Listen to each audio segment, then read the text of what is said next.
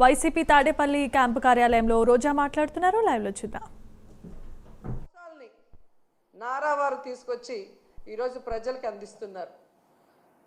మహిళలు ఈరోజు అంతర్జాతీయ మహిళా దినోత్సవ సందర్భంగా ఎక్కడ నలుగురు కలిసినా ఈ కూటమి ప్రభుత్వం మంచి ప్రభుత్వం కాదు, మహిళల్ని ముంచే ప్రభుత్వాన్ని ఘంటాపదంగా చెప్తున్నారు.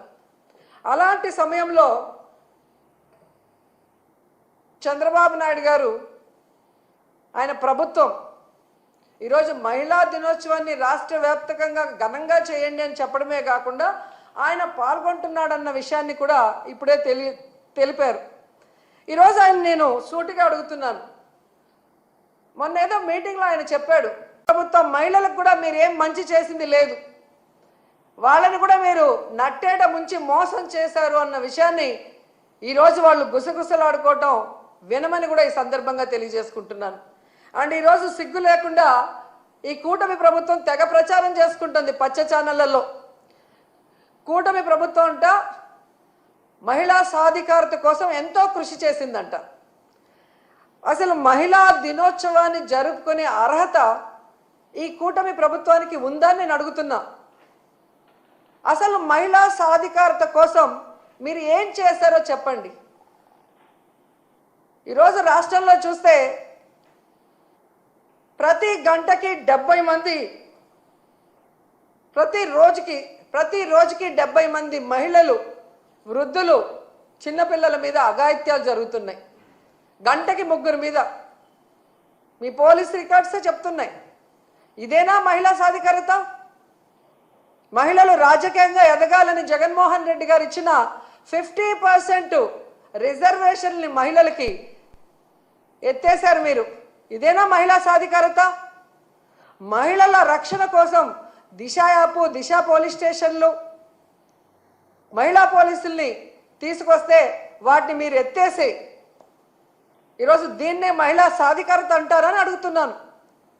ఎంత సిగ్గుచేటంటే ఈరోజు 6 ఏళ్ల నుండి 60 ఏళ్ల వరకు అందరు మహిళల్ని మోసం చేశారు. ఇదేనా మహిళా సాధికారత? దాదాపుగా 50,000 పైగా బెల్ట్ షాపులు పెట్టి ఈరోజు ఆడవాళ్ళ పసుపు కుంకాలతో చెలగాట మాడుతున్నావు చంద్రబాబు నాయుడు. ఇదేనా మహిళా సాధికారత?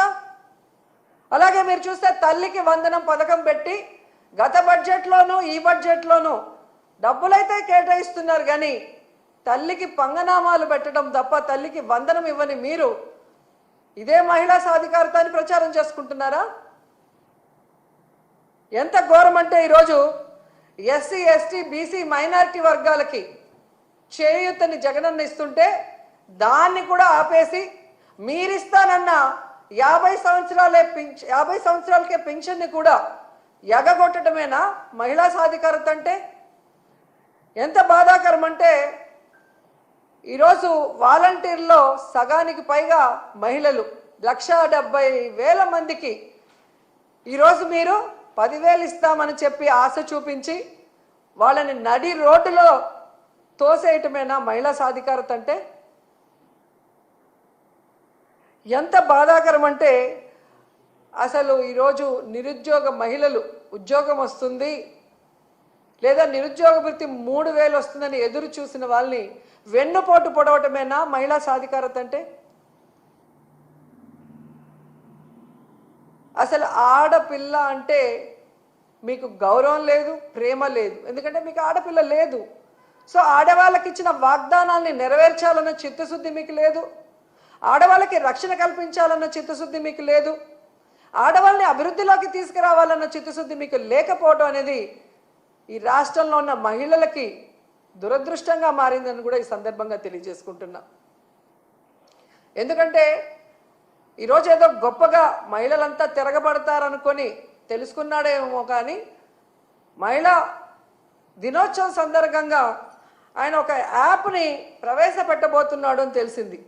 దాని పేరు శక్తి యాప్, మహిళా భద్రత కోసం అంట. సంతోషం, కనీసం నీకు కొత్త ఆలోచన రాకపోయినా జగన్మోహన్ రెడ్డి గారి ఆలోచనని కాపీ కొట్టి ఈరోజు పేరు మార్చైనా పెడుతున్నందుకు సంతోషం. కానీ పేరుతో సరిదిద్దద్దండి, దాన్ని సక్రమంగా ఇంప్లిమెంట్ చేసి మహిళా పోలీస్ స్టేషన్లని దిశ యాప్ ఉపయోగించి, అలాగే మహిళా పోలీసులు ఉపయోగించి మహిళల్ని రక్షించే విధంగా ముందుకు వెళ్ళండి. అలాగే మీరు ఏదైతే యాప్ని ఈరోజు ఇంట్రడ్యూస్ చేస్తున్నారో, కేంద్రంలో రాష్ట్రంలో మీ ప్రభుత్వమే అధికారంలో ఉంది కాబట్టి దానికి చట్టబద్ధత కల్పించండి. అప్పుడే మహిళలకి పరిపూర్ణమైన భద్రత